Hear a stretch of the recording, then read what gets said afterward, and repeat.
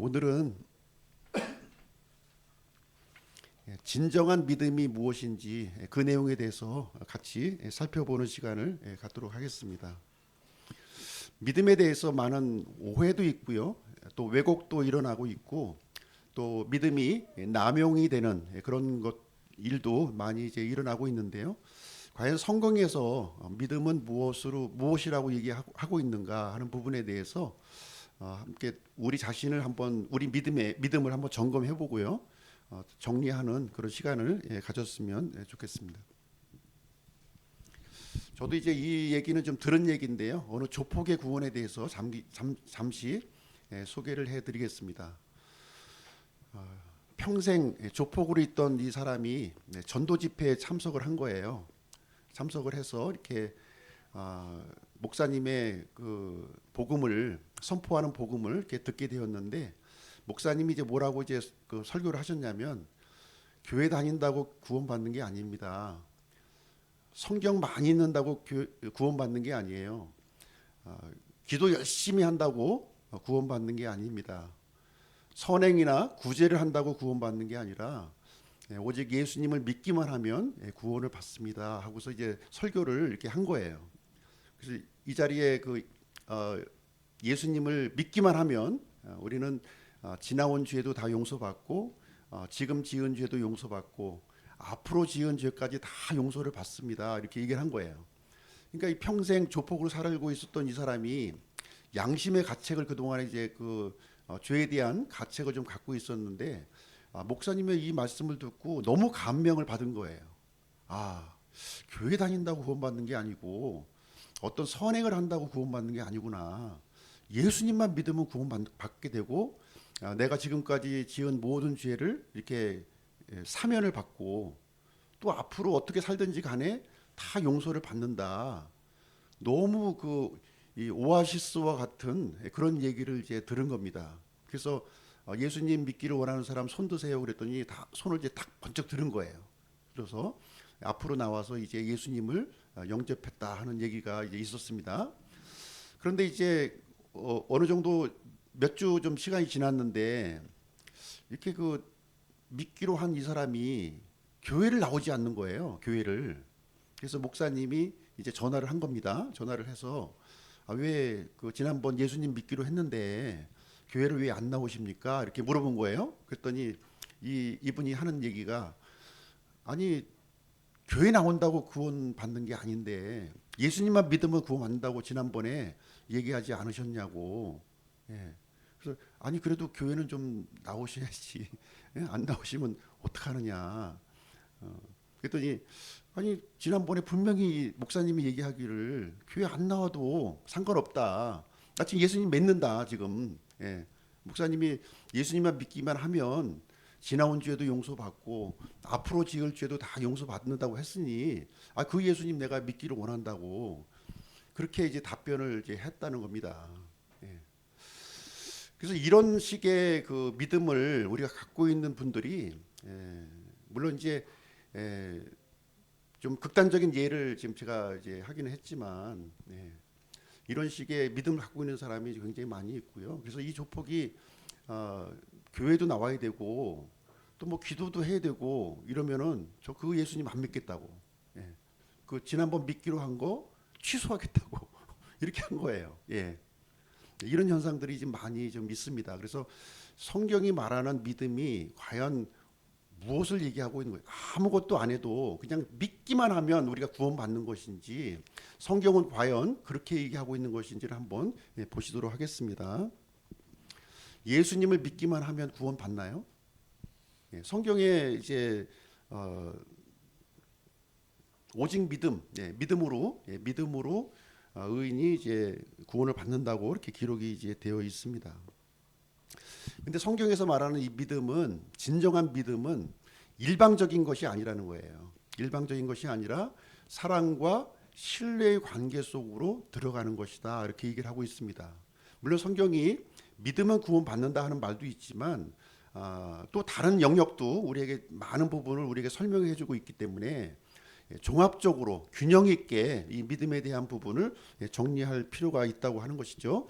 그래서 믿음이라고 하는 것은 하나님과의 관계도 마찬가지지만 사람들의 관계에 있어서도 이 관계인 거예요. 관계. 신뢰한다고 하는 것은 관계성을 우리에게 얘기를 해주고 있는 것입니다.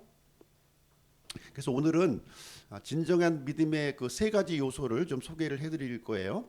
회개, 성령, 순종, 그리고 마지막으로 구원의 이미지에 대해서 말씀을 드리도록 하겠습니다. 그래서 성경이 말하는 진정한 믿음의 에는 세 가지 요소가 있다는 겁니다. 세 가지 요소요. 첫 번째는 회개고요. 두 번째는 성령님의 내주하심이고요. 세 번째는 경건의 열망이 있다는 겁니다. 이 세 가지 요소를 성경에서는 요구하고 있다는 것입니다. 회개에 대해서 한번 볼게요. 회개. 히브리어로 회개는 슈브라고 하는 단어를 씁니다. 슈브. 슈브. 구약 성경에 보면 이 슈브라고 하는 단어가 반복적으로 나오고 있어요. 우상 숭배하고 죄를 범한 이스라엘 백성들을 향해서 하나님께서 하시는 말씀이 바로 슈브입니다. 슈브. 돌아서라. 돌이키라 하는 말을 계속 얘기해주고 있는데 이 단어는 되돌아간다, 방향을 바꾼다 이런 뜻을 이제 가지고 있습니다. 그래서 마음의 변화가 행동의 변화까지 이루어지는 것, 이것을 슈브라고 하는 단어로 이제 표현하고 있습니다. 그래서 회개는 이제 슈브예요. 슈브, 히브리어로 죄악된 길에서 돌아서서 하나님께로 방향을 바꾸는 행위가 되겠습니다. 이사야서 55장 7절 말씀 보시면요. 사악한 자는 자기 길을 버리고 불의한 자는 자기 생각을 버리고 주께 돌아오라. 회개의 정의를 이제 잘 설명해주고 있는 것인데요. 자기 길을 버리고 지금까지 살아왔던 자기 길을 버리고 자기 생각을 버리고 하나님께로 돌아오는 것이 바로 회개이다 이렇게 얘기를 해주고 있습니다. 신약 성경에서 이 회개라고 하는 단어는 메타노니아라는 단어를 쓰고 있습니다. 메타노니아. 이 메타노니아는 합성어예요. 메타라고 하는 단어와 노니아라고 하는 단어가 이렇게 합쳐진 그런 단어가 되겠습니다. 메타는 변화고요. 노니오는 생각하다, 이해하다는 뜻을 이제 가지고 있습니다. 그래서 생각하고 지금까지 생각했던 것에 대한 변화를 일으키는 것을 바로 이제 메타노니아, 회개라고 하는 단어로 사용하고 있습니다. 그래서 내면적인 태도의 변화를 통해 죄를 깨닫고 하나님께로 돌아가는 것. 그러니까 생각의 변화뿐만 아니라 행동의 변화까지 포함하는 것이 회개라고 하는 단어이다라는 것을 우리에게 말을 해주고 있습니다. 그래서 회개한다고 하는 것은 내가 지은 죄를 이렇게 반성하고 후회하는 것을 넘어서서 그 이상의 의미를 갖고 있는 겁니다. 지금까지 갖고 있는 생각을 180도 돌이켜서 하나님께로 돌아가는 것, 그것을 바로 회개라고 이제 의미를 해주고 있습니다. 그래서 성경에서 이제 회개의 과정을 이렇게 보시게 되면요, 하나님의 말씀을 통해서 나의 죄를 이제 깨닫는 거예요. 성경에 보면 이 말씀을 거울로 묘사하고 있거든요. 거울. 그래서 말씀을 비추어 볼 때, 내가 죄를 지었구나 하는 것을 이제 깨닫게 되고요. 죄인임을 고백하고 죄에서 돌아서서 예수 그리스도를 주로 고백하는 것, 거기까지가 바로 회개가 이제 되겠습니다. 그래서 회개는요, 전향이라고 하는 단어하고 매우 유사합니다. 전향, 전향이라 간첩이 이제 전향하지 않습니까? 그래서 북한에 있던 간첩이 우리나라에 이제 와서 지금까지 이제 대한민국에서 들었던 그런 정보와 이런 모습들이 180도 다른 거예요. 그래서 자기가 가졌던 생각을 180도 돌이켜서 이제 대한민국에 귀순하는 것, 이것을 이제 전향이라고 하는 표현을 이제 사용하고 있는데요. 그래서 회개와 전향은 거의 비슷한 개념으로 우리가 이해하시면 될 것 같습니다. 우리가 예수님을 믿기 위해서 회개하는 것이나 간첩이 전향을 해서 우리나라에 귀순하는 것이나 같은 이런 그 맥락에서 이해하면 굉장히 이제 쉬울 것입니다. 그래서 진정한 믿음이라고 하는 것은요, 회개의 과정을 전제로 한다는 거예요. 회개가 없이 나는 믿겠습니다 하는 것은 진정한 믿음이 아니라는 것이죠. 기존에 내가 잘못된 것을 알았다면 돌이키는 것이고 생각의 변화와 행동의 변화까지 이루어지는 것, 이것이 진정한 믿음을 위해서 이 아주 필수적으로 필요하다는 거예요. 필수적으로. 그렇죠? 예. 자, 두 번째 한번 보겠습니다. 진정한 믿음이라고 하는 것은 성령님의 내주하심이 있어야 한다는 것입니다. 내가 진정한 믿음을 갖고 있다면 내 안에 성령님이 내주하셔야 된다는 거예요. 그렇죠? 예, 갈라디아서 3장 14절 말씀 보실게요. 이것은 아브라함의 복이 예수 그리스도를 통해 이방인들에게 오게 하고 우리가 믿음을 통해 성령을 약속으로 받게 하려 함이니라, 이렇게 기록이 되어 있습니다. 그래서 우리는 아브라함의 믿음에 속한 사람들이죠. 예, 지난 4주간 동안 우리가 이제 살펴보았는데요. 이 아브라함의 복이 예수 그리스도를 통해 이방인들에게 이렇게 전달되었다는 겁니다. 전가되었다는 거예요. 그래서 우리가 믿음을 통해 성령을 약속으로 받게 하려 함이니라, 이렇게 얘기하고 있습니다. 믿음을 통해서, 진정한 믿음은 성령님의 이 내주하심이 있어야 된다 하는 것을 여기서 말해주고 있습니다. 그래서 성경은요, 이 회개의 과정을 거친 사람에게는 성령님이 내주하신다는 거예요. 예, 임재하신다는 것이죠. 이것은 신구약 성경을 관통하는 하나님의 약속이 되는 것이고요.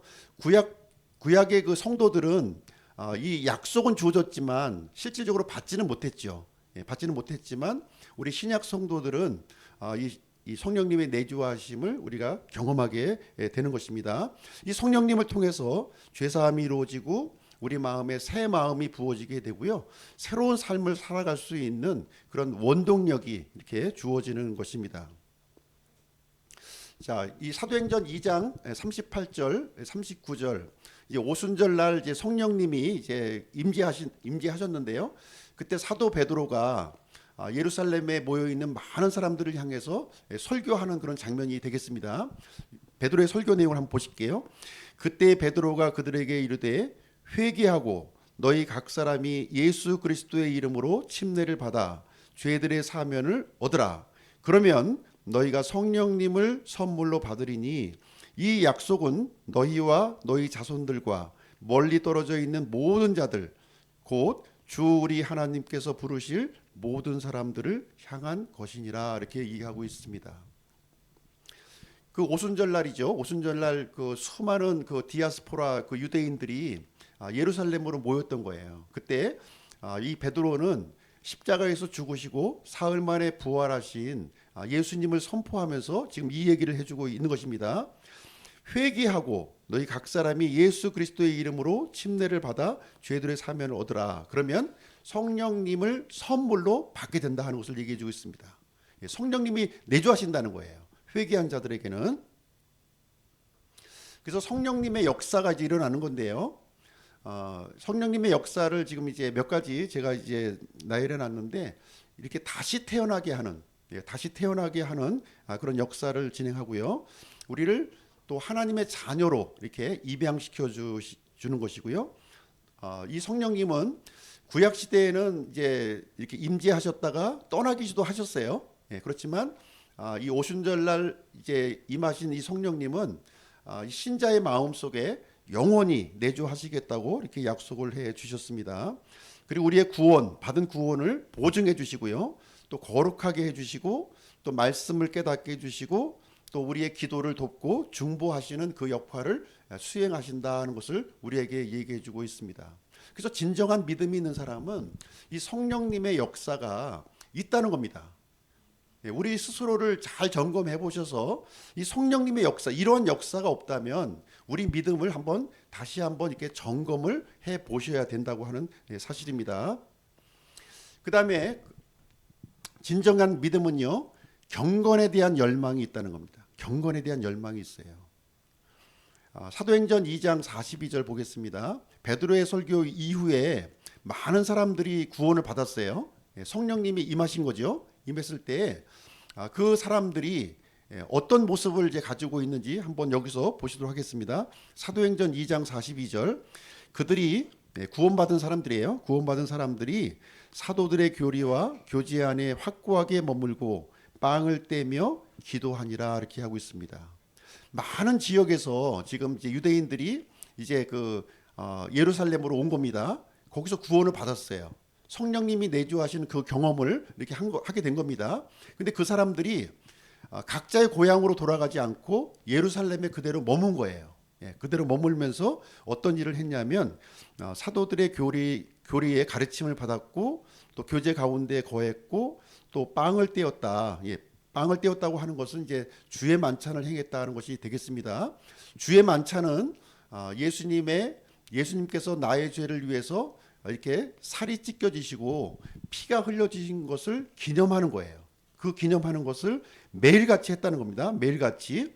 그리고 또 기도하는 일을 이렇게 진행했다 하는 것을 우리에게 말을 해주고 있습니다.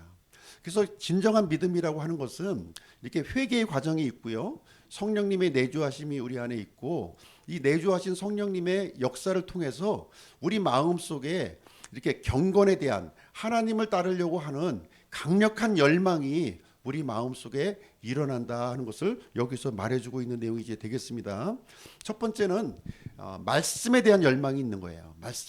새로 태어났기 때문에 이 하나님을 향하여 새로 태어났기 때문에 말씀에 대한 열망이 있습니다. 베드로전서 2장 1절 3절 제가 읽어드릴게요. 그러므로 모든 악의와 모든 교활함과 위선과 시기와 모든 비방하는 말을 버리고 새로 태어난 아기들로서 말씀의 순수한 젖을 사모하라. 이것은 너희가 그 젖으로 말미암아 성장하게 하려 함이라. 주께서 은혜로우신 것을 너희가 맛보았으면 그리하라. 이렇게 얘기하고 있습니다. 우리가 구원받은 것은 이렇게 새로 태어난 아기의 모습과 같다는 거예요. 새로 태어난 아기의 모습이 어떤 모습입니까? 엄마의 젖을 이게 간절히 이렇게 갈망함이 있잖아요. 그렇죠? 그런 것처럼 성령님의 내주하심, 구원받은 사람에게는 이런 갈망이 있다는 겁니다. 첫 번째 갈망인데요. 말씀을 향한 갈망, 하나님의 말씀을 먹어야겠다고 하는 이 갈망이 있다는 겁니다. 지난날의 모든 악의와 모든 교활함과 위선과 시기와 비방하는 말을 버리게 되고요. 이렇게 하나님의 말씀을 내가 먹어야겠다는 그 갈망이 그 마음속에 있다고 하는 사실을 여기서 얘기해 주고 있습니다. 두 번째로 어떤 갈망이 있냐면요. 진정한 믿음을 가지고 있는 사람은 예배에 대한 갈망이 있다는 겁니다. 예배에 대한 갈망이 있어요. 이 말씀에 동의하십니까? 여기 이제 이 다윗의 고백을 한번 보실게요. 다윗의 고백을 한번 보시게 되면 내가 주께 바라던 한 가지 일 그것을 구하리니 그것은 곧 내가 평생토록 주의 집에 거하여 주의 아름다움을 바라보며 그분의 성전에서 엽줍는 것이니라 이렇게 얘기하고 있습니다. 이 다윗은요 지금 어떤 상황이냐면 사울에게 쫓기는 상황이에요. 언제 죽을지 모르는 그런 상황인데 그 절박한 상황에서도 어떤 열망이 있었냐면 하나님의 집에 대한 이 갈망이 있었다는 거예요. 하나님의 집에 올라가서 하나님을 예배드리고 하나님을 섬기겠다는 그 갈망이 그 한 가지 갈망이 그 다윗의 마음을 사로잡고 있었다는 것을 여기서 말을 해주고 있습니다. 그래서 진정한 믿음이 있는 사람은 이 갈망이 있는 거예요. 이 갈망 견딜 수 없는 내가 하나님께 나아갈 수밖에 없다고 하는 이 견딜 수 없는 마음이 우리 마음속에 있다는 것을 말을 해주고 있습니다. 세 번째는 교제에 대한 갈망이 있는 거예요. 교제에 대한 갈망. 사람들은 이게 끼리끼리 이렇게 모이잖아요. 끼리끼리. 짐승도 끼리끼리, 사람도 끼리끼리 이렇게 모이게 되는데 이렇게 진정한 믿음을 가지고 있는 사람은 진정한 믿음을 가지고 있는 사람들끼리 이렇게 모인다는 거예요. 어쩔 수 없이 이렇게 모이는 일이 이렇게 일어나고 있는 것입니다. 히브리서 10장 25절 어떤 사람들의 습관과 같이 우리의 함께 모이는 일을 패하지 말고 서로 권면하되 그날이 다가옴을 너희가 볼수록 더욱 그리하자 이렇게 하고 있습니다. 이 히브리서도요. 이 고난받는 그리스도인의 이야기잖아요. 이 고난받는 상황에서 이렇게 믿는 사람들끼리 주님이 오시는 그날 재림하시는 그날을 사모하면서 서로 모이기를 힘쓰라 이 얘기를 해주고 있는 것입니다. 그래서 이 진정한 믿음을 가지고 있는 사람들은 이렇게 성도의 교제 속에 이렇게 머물려고 하는 마음이, 그 간절한 열망이 우리 마음 속에 있다고 하는 사실입니다. 네 번째, 진정한 믿음은요, 기도에 대한 열망이 있다는 거예요. 기도에 대한 열망이 있다. 예. 에베소서 6장 18절, 모든 기도와 간구로 성령 안에서 항상 기도하며 모든 성도를 위해 모든 인내와 간구로 그 일에 깨어 있고. 그렇죠? 예. 그래서 이 진정한 믿음을 가지고 있는 사람은요, 이제 과거에는, 믿기 전에는 이렇게 불평하고 불만이 있고 하소연하고 했지만, 이제는 그러한 모든 것들을 가지고 하나님 앞에 들고 나가게 되었다는 거예요. 예. 내 하소연, 나만이 갖고 있는 이 어려움을 이제는 내 스스로 해결하려고 하는 것이 아니라 하나님 앞에 나아가서 하나님의 인도하심을 구하는 그 일이 있다고 하는 것입니다. 성령님께서도요, 말할 수 없는 탄식으로 우리를 위해서 기도하신다고 말씀하시고 있고, 예수님도 하나님의 왕좌 우편에서 우리를 위해서 중보하시고 있다, 이렇게 우리에게 말씀을 해주고 있습니다.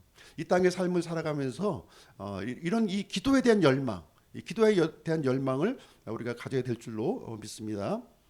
다음에 다섯 번째 열망은요, 전도에 대한 열망이에요. 전도에 대한 열망. 예.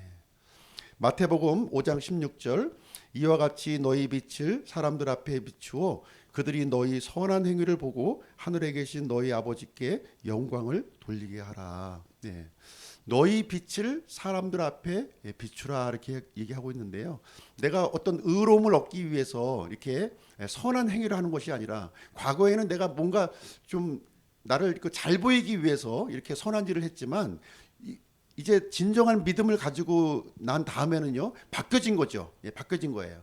무엇을 이루기 위한 것이 아니라 내 안에 계신 이 성령님의 모습을 자연스럽게 드러내는 그 일이 일어나게 되었다 하는 것을 우리에게 말씀을 해주고 있는 것입니다. 그래서 저도 이제 처음에 구원받았을 때는요, 사람들이 너무 불쌍하게 보이는 거예요.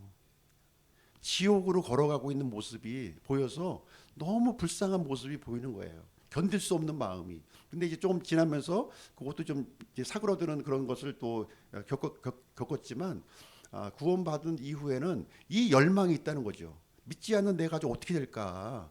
나는 지금 하나님의 생명을 받아서 나는 이제 천국으로 가지만, 아직 믿지 않는 그 가족들, 그 친구들, 세상 사람들 어떻게 될까? 그 사람들에게 참 이 소식을 전해야 돼, 내가 갖고 있는 소식을 전해야 되겠다 하는 이 강렬한 열망이 생긴다는 겁니다. 우리가 맛있는 음식을 먹어도 사랑하는 사람들과 함께 나누려고 하는 마음이 있잖아요. 이 영원한 생명을 얻었는데 내가 전하지 않으려고 한다면 진정한 믿음인지 우리가 한번 다시 점검해 볼 필요가 있을 겁니다. 여섯 번째는 거룩에 대한 열망이 있다는 겁니다. 거룩에 대한 열망. 진정한 믿음은 이렇게 거룩의 열망으로 이어진다고 하는 사실입니다. 그분 안에서 이 소망을 가진 자는 다 그분께서 순결하신 것 같이 자기를 순결하게 하느니라. 네. 우리가 구원받기 전에 어떠한 죄를 지었든 하나님께서는 이렇게 기억하지 않는다고 말씀하셨어요. 기억하지 않는다. 어떤 잘못을 했어도 예수 그리스도의 피로 이렇게 눈과 같이, 양털과 같이 희게 해주신다. 그 죄를 동이 서에서 먼 것처럼 완전히 잊어버리시겠다고 이렇게 말씀을 해주셨습니다. 그런데 구원받기 전에 그 모습을 구원받은 이후에도 계속 이어가고 있다면, 물론 우리 육신이 약해서 이렇게 넘어질 때는 있는 거죠. 그런데 계속해서 넘어지고 있다면 내가 과연 진정한 믿음을 가지고 있는 것인지, 내가 진짜 회개를 했는지, 성령님이 내 안에 거하고 계신지를 한번 점검을 해 보셔야 된다는 것입니다. 하나님의 생명이 있고요, 성령님이 우리 안에 계시다면 이러한 열망이 우리 마음속에 있다는 겁니다. 예. 좀 많고 적음의 그 부분은 사람마다 개인차는 있을 거예요. 근데 이런 열망이 없다면, 전혀 없다면, 뭐 예배를 안 드려도 상관이 없고, 또 뭐 기도하지 않아도 상관이 없고, 말씀 안 읽어도 상관이 없고, 이런 그 둔감한 마음이 계속 진행되고 있다면, 기도를 하더라도 뭐 그냥 나를 위한 기도, 이런 기도에 머물고 있다면 과연 내가 진정한 믿음을 갖고 있는지 한번 점검을 해볼 필요가 있다고 하는 사실입니다. 자, 그러면 이제 믿음의 결과로 이제 우리에게 구원을 선물로 하나님께서 주시는데요. 그 구원의 이미지에 대해서 같이 한번 살펴보도록 하겠습니다. 구원의 이미지를 성경에서는 이제 여러 가지로 우리가 묘사를 하고 있는데 5가지만 제가 한번 선별해서 말씀을 드리도록 하겠습니다. 첫 번째는 목자와 양의 이미지고요. 두 번째는 포도나무와 가지의 이미지. 세 번째는 남편과 아내의 이미지. 네 번째는 주인과 종의 이미지. 다섯 번째는 반석과 건축물의 이미지로 이렇게 갖고 있습니다.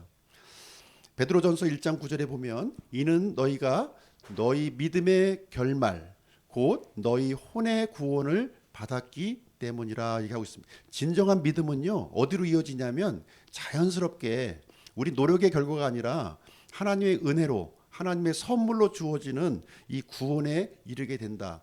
혼의 구원에 이르게 된다는 사실을 여기서 명시적으로 우리에게 알려주고 있습니다. 하나님께서 주시는 이 구원이 어떤 이미지로 우리에게 보여주고 있는지 한번 보시도록 하겠습니다. 첫 번째는 목자와 양의 이미지예요. 목자와 양의 이미지.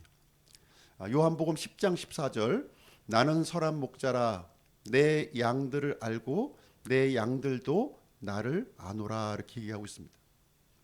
예수님은 선한 목자로 이 땅에 오셨습니다. 그래서 구원받은 신자와의 관계를 목자와 양의 관계로 이렇게 설명하고 있으면서 예수님은 내 양을 알고 있고 내 양들은 예수님을 알고 있다 얘기하고 있습니다. 여기서 안다고 하는 단어요. 안다고 하는 단어를 지금 이제 성경에서 사용하는 이 안다는 것은 단순히 지식적으로 예수님에 대해서 안다는 것을 얘기하는 것이 아니고요. 예수님을 경험적으로 안다는 것을 얘기하는 거예요. 경험적으로 안다. 그래서 믿음을 이렇게 진정한 믿음을 가진 사람은 예수님과 목자와 양의 관계 속에 들어간다고 하는 사실을 여기서 이제 알려주고 있는 내용이 되겠습니다. 목자의 역할은 보호자와 인도자의 역할을 하고 있는 것이고요. 양의 역할은 목자를 전적으로 의존하는 관계예요. 전적으로. 그래서 이 양은 목자 없이 생존할 수가 없습니다. 생존할 수가 없어요. 반드시 목자가 있어야만 이 생존할 수 있는 그런 특성을 가지고 있는데요. 그래서 이 양과 목자의 관계, 이 관계가 예수님과 우리 신자와의 관계를 정확하게 우리에게 표현해주고 있는 부분이 이제 되겠습니다. 그래서 예수님을 이렇게 경험해가는 이 구원이라고 하는 것은 예수님을 경험해가는 삶을 얘기해주고 있는 겁니다. 진정으로 예수님이 나를 인도하시고 이렇게 보호해 주시는구나 하는 것을 우리가 경험해 가는 그런 삶이 이제 이어진다는 것입니다. 자, 구약 시대에는 양이 사람을 위해서 죽었어요. 그렇죠?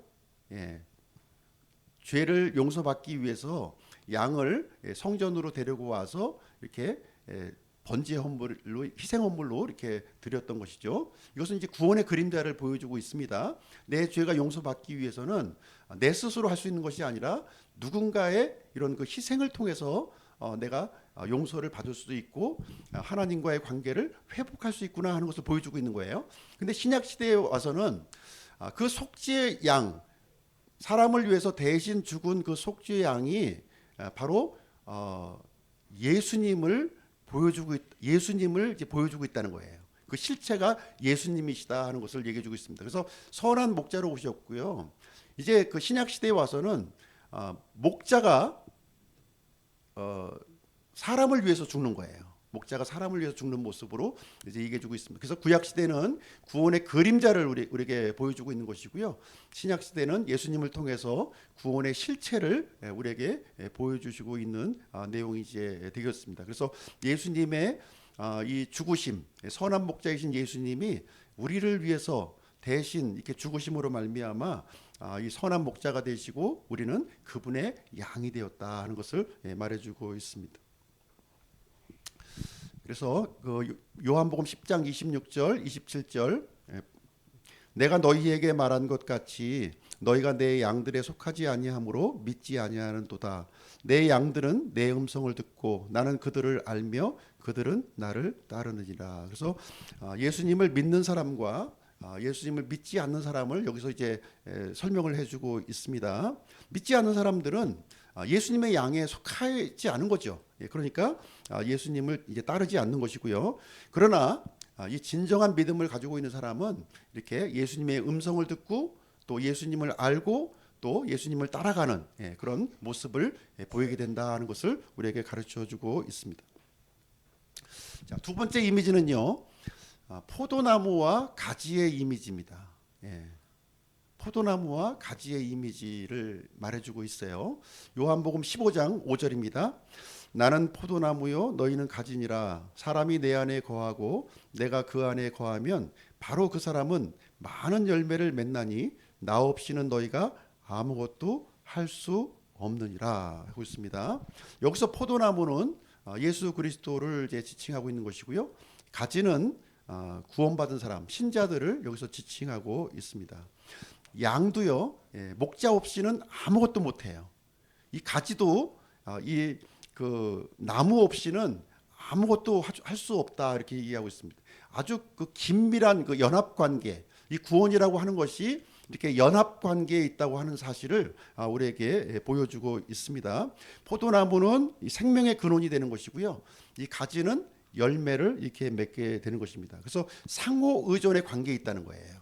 포도나무와 이 가지가 상호 의존의 관계에 있는 것처럼 예수님과 우리 신자들이 상호 의존의 관계에 있다. 예수님은 열매를 맺지 않아요. 우리를 통해서 열매를 맺으시는 거예요. 우리를 통해서. 우리는 열매를 맺기 위해서 어떻게 되냐면 예수님께 찰싹 달라붙어 있어야 된다는 거죠. 예수님으로부터 공급받아야만 우리가 열매를 맺을 수가 있는, 그래서 예수님과 신자의 이 연합 관계를 통해서 이제 그 구원을 우리에게 설명을 해주고 있습니다. 그래서 예수님과 우리 사이는 불가분의 연합 관계에 있다는 겁니다. 불가분의 연합 관계에 있다.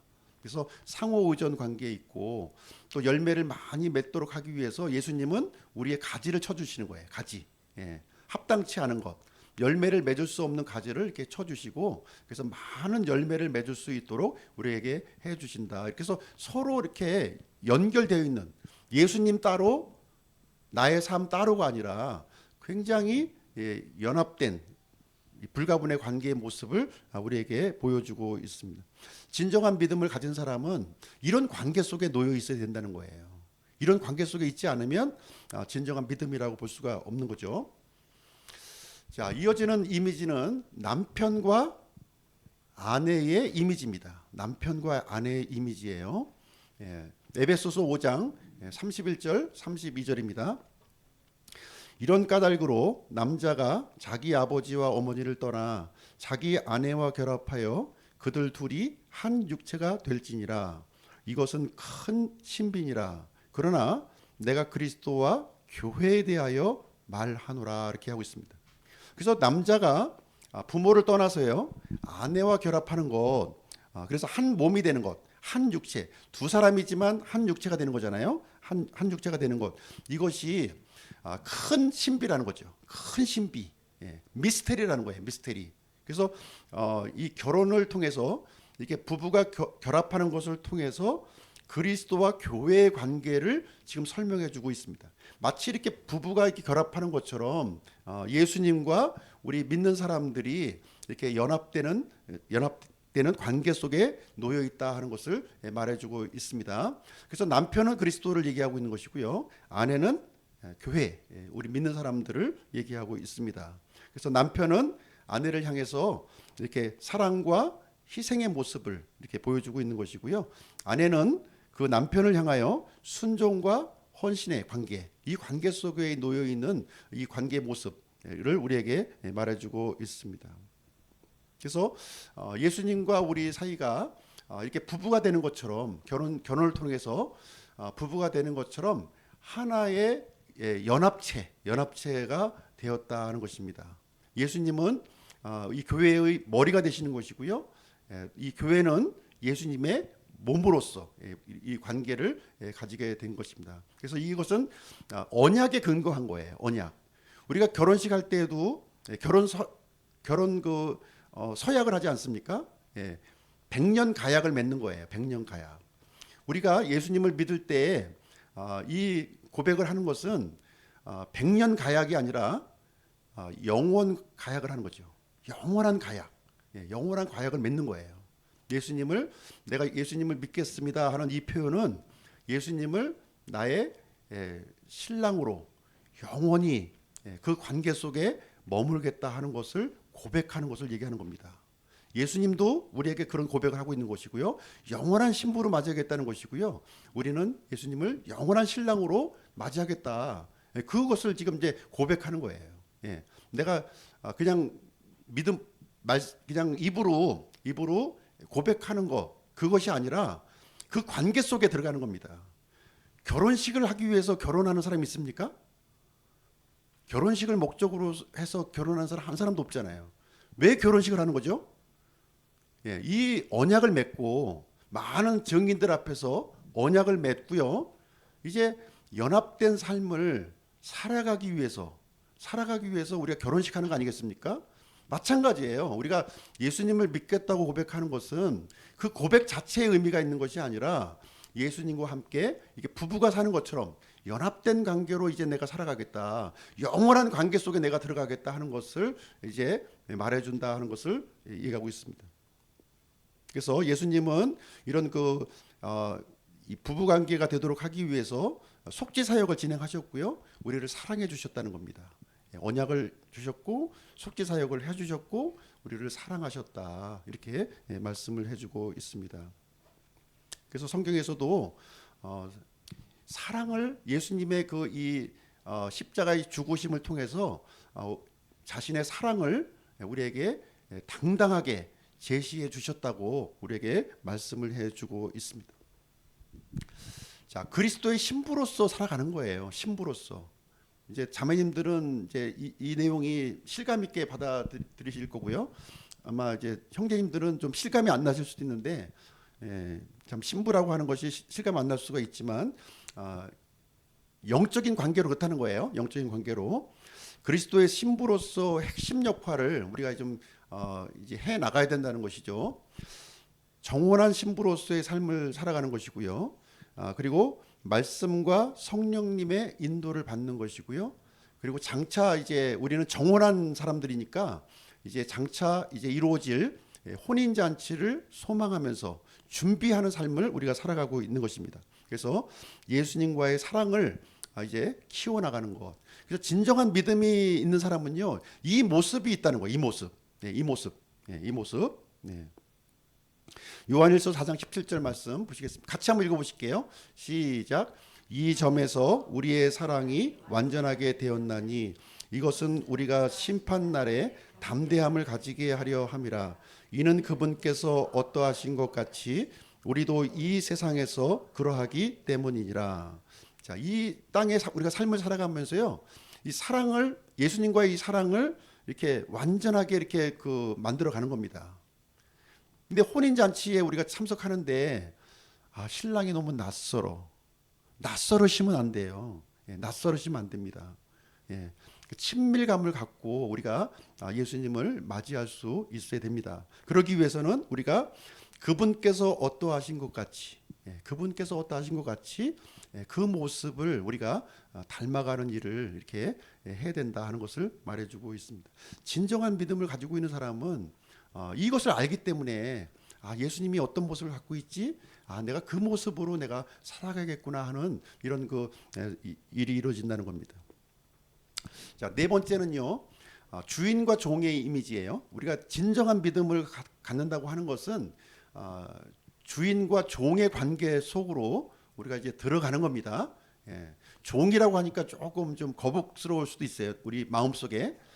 주인과 종의 이미지. 어떤 이미지인지 한번 보시도록 할게요. 너희가 아는 바와 같이 너희 조상들로부터 전통으로 물려받은 너희의 헛된 행실에서 너희가 구속받은 것은 은이나 금같이 썩을 것으로 된 것이 아니요 흠도 없고 점도 없는 어린 양의 피 같은 그리스도의 보배로운 피로 된 것이니라. 이렇게 하고 있습니다. 자, 우리를 종으로 삼아 주셨는데요. 종으로 삼아 주셨는데 어떻게 삼았냐면 우리를 값을 주고 사 주셨다는 거예요. 예. 마귀에게 속해 있었는데 우리가 전에는요. 마귀에게 속해 있었는데 예수 그리스도의 이 피, 보배로운 피를 통해서 우리 값을 주고 사 주셨다는 거예요.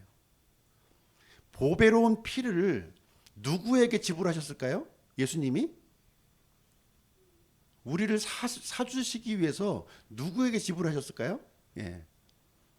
마귀에게 지불한 게 아닙니다. 예. 마귀는 소유권이 없어요. 예. 하나님께 주신, 하나님께. 예수님은 자신의 피를 하나님께 드리시고, 예. 마귀에게 속해 있던 우리를 건져 주셔서, 예. 우리의 소유로 삼아 주셨다는 거예요. 예. 그래서 구원받은 사람은요, 우리의 소유권이 예수님께 있다는 것을 고백하는 거예요. 예. 예수님께 있다. 그 관계 속에 들어가는 겁니다. 예수님이 참 주인이시고, 내가 그분의 참 이런 그 소유된 자다. 예. 소유된 자다. 이 종의 의미가 그런 의미를 갖고 있는 겁니다. 그냥 뭐 시키는 대로 하고 막 이런 것이 아니라 이런 나의 참 소유주다. 참 주인이다 하는 의미를 여기서 가지고 있습니다. 대가를 지불해 주셔서 우리를 사주셨다는 거예요. 사주셨다는 것을 얘기해 주고 있습니다. 그래서 주인과 종의 관계를 보시게 되면요. 주인은 절대적인 권위를 갖고 있는 것이고요. 소유권을 가지고 있습니다. 그래서 필요를 공급해 주시고 보호해 주는 그 책임을 다하는 거예요. 예. 그리고 종의 역할은 이 청지기의 역할로 소개를 하고 있습니다. 청지기. 예. 그래서 주인이 갖고 있는 이 재산을요 이렇게 관리하는 사람이라는 거예요. 관리자로서의 종의 모습을 성경에서 우리에게 그려주고 있습니다. 그래서 예수님이 우리의 주인이 되시기 때문에 우리의 모든 필요를 공급해 주시고 보호해 주시고 이렇게 해주십니다. 그러면 우리는 예수님의 청지기로서 신실함과 겸손함을 우리가 갖고 있는 그 관계 속으로 들어갔다는 것을 말해주고 있습니다. 성경에서 구약에서도요 이 부분을 좀 설명해주고 있는데요. 자원하는 종의 이야기예요. 자원하는 종의 이야기. 출애굽기 21장 2절 한번 볼게요. 내가 히브리 사람 종을 사면 그는 6해 동안 섬길 것이요 7째 해에는 아무것도 내지 않고 나가서 자유롭게 될 것이며 이렇게 하고 있습니다. 그래서 히브리 사람이 이렇게 종이 되면요 6년 동안은 종으로 있는 거예요. 종으로. 그런데 7년째가 되면 이렇게 해방이 되어서 자유로운 삶을 살게 된다는 겁니다. 그런데 6년 동안 이렇게 지내보니까 주인이 너무 좋은 사람인 거예요. 너무 좋은 주인이야. 너무 좋은 주인. 그래서 나는 계속해서 이분의 보호 속에 이분의 소유로 내가 남기를 원했을 때 어떻게 하느냐 하는 내용이 여기서 기록이 되어 있습니다. 이것이 자원하는 종이에요. 자원하는 종. 그래서 이렇게 자원하는 종. 내가 이전에는 채무 관계 때문에 율법적으로 내가 종이 되었지만 이제 자유로운 몸이 되었지만 다시 그분의 소유로 들어가겠다고 하는 것. 이것이 자원하는 종인데요. 이 절차를 한번 보시게 되면 어떻게 되어 있냐면 송곳으로 귀를 뚫는 겁니다. 많은 사람들 증인들 앞에서요 이 송곳으로 귀를 뚫는 행위를 해서 주인에 대한 이 사랑을 이렇게 보여주게 됩니다. 그래서 귀 뚫린 종이라고 그래요. 귀 뚫린 종. 그래서 귀 뚫린 종으로 이렇게 살아가는 겁니다. 그래서 억지로 의무감에서 이제 이루어지는 종의 관계가 아니고요. 내가 이제는 나를 비싼 값을 주고 나를 사주셨으니까 그 사랑, 그 주인의 사랑에 대해서 내가 감사함을 가지고 자원하는 그 종이 되는 관계, 이 관계의 모습으로 들어간다 하는 것입니다. 그래서 진정한 믿음은 이 관계 속인 거예요. 이 관계 속으로 들어간다 하는 것입니다. 두려움이나 의무가 아닌 사랑에 기초한 헌신의 관계를 말해주고 있습니다. 그래서 우리 아침 시간에 이제 진정한 믿음이 이제 무엇인가 회개가 있어야 되고 또 회개의 결과로 성령님이 내주하셔야 되는 것이고 또 이 생명의 그런 역사가 있어야 된다 하는 것을 오늘 이제 말씀드렸습니다. 그래서 우리 스스로가 진정한 믿음 속에 있는가 한번 좀 점검해 볼 필요가 있는 것 같아요. 열심히 내가 교회도 나오고 이제 믿음 생활도 했는데 나중에 예수님 만났을 때 나는 너와 상관이 없다. 너를 알지 못한다. 이렇게 이런 일이 일어날 수 있다는 거죠. 예. 그때 수많은 사람들이 예, 나는 구원받은 줄 알았는데 예, 아니구나 했을 때 얼마나 낙심이 되겠습니까?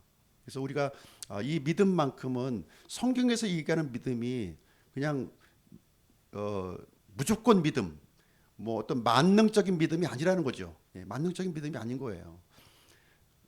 나를 구원해 주신 그 구원자 예수님과 친밀한 관계 속에 들어가는 겁니다. 연합된 관계 속에 들어가는 거예요. 진짜 연합된 관계에 있는 건지 붙어 있는지를 한번 좀 점검해 보셔야 된다는 것입니다. 그래서 여기 고린도후서 13장 5절 오늘 본문 말씀해 보시면 너희가 믿음 안에 있는지 너희 자신을 살펴보고 너희 자신을 검증하라.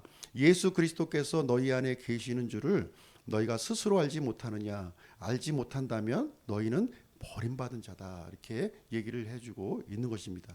그래서 살펴보고 입증하라 그랬어요. 살펴보고 입증하라. 예. 그래서 우리 안에 진짜 예수님이 이제 계신지 예. 이게 믿음인 거예요. 이 믿음. 예수 그리스도가 우리 안에 계시는 믿음.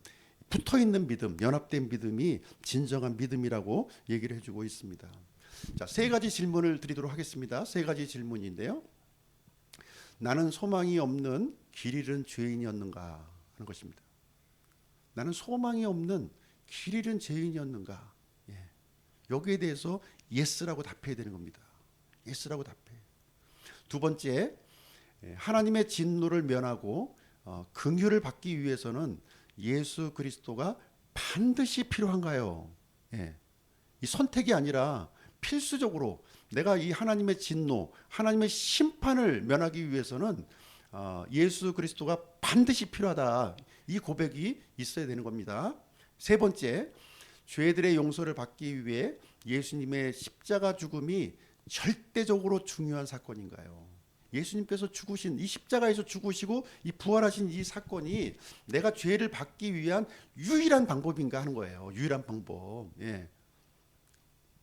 여기에 대한 고백이 분명히 있어야 되는 것이죠. 자, 예스라고 대답했다면 예수님을 주와 그리스도로 우리가 받아들여야 되는 거예요. 그 연합된 관계, 그 친밀한 관계 속으로 우리가 들어가는 것입니다. 그래서 예수님께서 나의 하나님이 되시고 나의 주인이 되셨음을 인정하고 이렇게 영원한 언약을 맺는 거라는 것입니다. 진정한 믿음은요, 영원한 언약을 믿는 거예요. 언약을 맺는 거예요. 언약, 약속. 사람과의 약속도 중요하지 않습니까? 사람과의 약속도 파기하면 경멸을 받는 거예요. 경멸. 하나님과 약속하는 겁니다. 이 믿음은 하나님과 나 사이에 개인적인 약속을 하는 거예요. 대중적으로 군중적으로 약속하는 것이 아니라 나와 하나님 사이에 1대1로 약속하는 거예요. 1대1로 약속하는 것이 이것이 진정한 믿음이고 그 연합된 관계 속으로 이렇게 살아가는 것이 바로 이제 구원이다. 그래서 구원이라고 하는 것은 나중에 이제 죽은 다음에 천국 가겠지, 지옥 가지 않고 천국 가겠지, 이게 아니라는 거예요. 구원받는 순간부터 이 영원한 삶이 시작되는 거예요. 예. 처음에는 갓난아기예요. 잘 몰라. 그렇지만 조금씩 말씀을 이렇게 먹고요. 이렇게 하면서 성장하면서 눈이 열리게 되고 하나님의 뜻을 분별하게 되면서 성숙된 믿음으로 성숙된 관계로 나아가는 겁니다. 어렸을 때 이렇게 부부가 되었을 때 잘 몰라요. 그러나 이제 조금씩 남편에 대해서 알아가고 또 아내에 대해서 알아가고 서로를 알아가면서 성숙한 관계로 들어가는 것, 이것이 바로 이제 얘기하고 있습니다. 그래서 성도의 세 가지 역할 보시면 고린도전서 3장 9절에서 잘 요약하고 있습니다. 우리는 하나님과 함께하는 일꾼이요 너희는 하나님의 농사요 하나님의 건물이니라 이렇게 하고 있습니다. 여기에 보면 일꾼, 농사, 건물 이렇게 표현을 해주고 있어요. 우리 성도의 세 가지 역할을 얘기해주고 있는 것이 되겠습니다.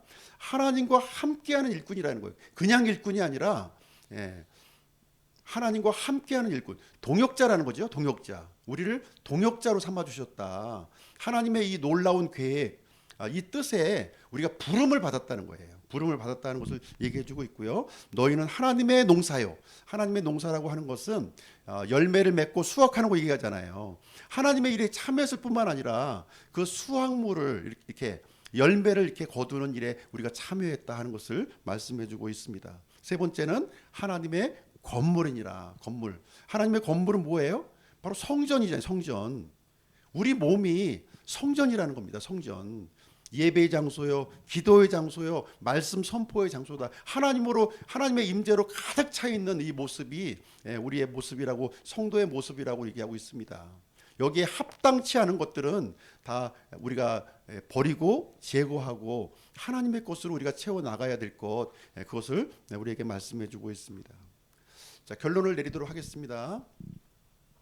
진정한 믿음이란 성경에 기록된 언약에 기초하여 예수 그리스도의 대속을 통해 성령님의 도우심으로 하나님과 영원한 관계 속으로 들어가는 것을 말한다 하는 것입니다. 이것을 이제 우리가 함께 모여서 키워 나가는 거예요. 키워 나가는 거예요. 예, 키워 나가는 겁니다. 그러기 위해서는 회개가 분명하셔야 돼요. 예, 돌아서는 게 분명해야 돼요. 예, 어설프게 돌아서면 안 됩니다. 180도 확실하게 돌아서야 된다는 거예요. 예. 그 다음에 성령님의 내주가 있어야 되는 거예요. 성령님의 내주. 예. 진정으로 회개한 자에게는 성령님이 우리 마음에 내주를 하시게 됩니다. 예. 그리고 그랬으면 그 다음에 성령님의 도우심을 받아서 이제 그 뜻에 하나님의 뜻을 따르고자 하는 이 열망. 과거에는 하나님의 뜻과 상관없이 살았어요. 근데 이제 하나님의 뜻이 중요하구나 하는 것을 인식하고 하나님의 뜻에 따라서 내가 살아가야겠다고 하는 그 거룩한 열망이 들어가는 것, 이것이 진정한 믿음이다. 이것을 우리에게 말씀을 해주고 있습니다. 그래서 이 시간 오늘 이 진정한 믿음을 한번 정리하는 시간이 되었으면 좋겠고요. 진정으로 영원한 생명을 소유한 자로서 살아가는 거예요. 잠깐 이 땅에 70년, 80년 인생을 사는 게 전부가 아닙니다. 예, 영원한 삶을 위한 그 계획을 가지고 우리가 살아간다 하는 것을 생각을 하고 이 믿음의 정체성을 가지고 우리가 살아가야겠다 하는 것을 결단하는 그런 시간이 되었으면 좋겠습니다. 기도하고 마치도록 하겠습니다.